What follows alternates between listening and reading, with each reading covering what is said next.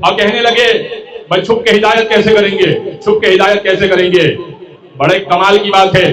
ہم نے پوچھا کہ آپ کو بہکایا کس نے؟ تو سارا ملبہ ڈال دیا شیطان پر.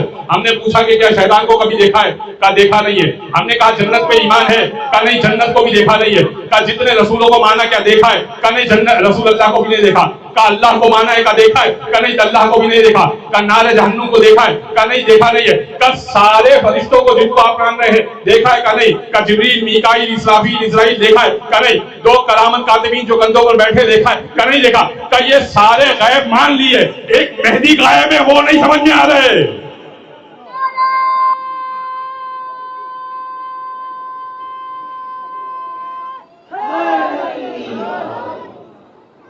سارا غیب سمجھ میں آ جاتا ہے. اسی لیے قرآن کہہ رہا ہے، قرآن کیا کہہ رہا ہے؟ الف لام میم ذالک الکتاب لا ریب فیہ ھدی للمتقین الذین یؤمنون بالغیب. متقی وہ ہے جو غیب پر ایمان رکھتا ہے. غیب کیا ہے؟ اللہ غیب ہے، محمد مصطفیٰ غیب ہے، ہمارے سامنے نہیں ہے لیکن محمد پر ایمان ہے. علی غیب ہے، ہمارے سامنے نہیں ہے مگر علی پر ایمان ہے. وحی غیب ہے، ہمارے سامنے نہیں اتری مگر غیب پر ایمان ہے. فرشتے ہمارے سامنے نہیں ہے مگر ایمان ہے. جنت جہنم ہمارے سامنے ابھی نہیں آئی مگر ایمان ہے.